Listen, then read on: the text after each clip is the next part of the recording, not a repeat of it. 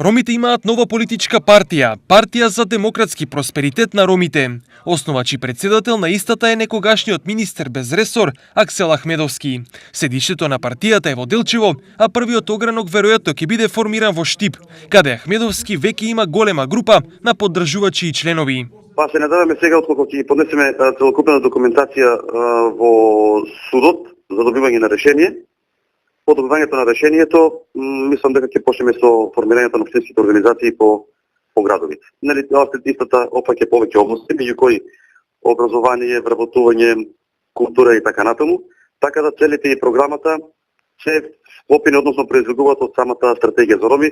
Според Ахмедовски, ПДПР е партија која е демократски ориентирана.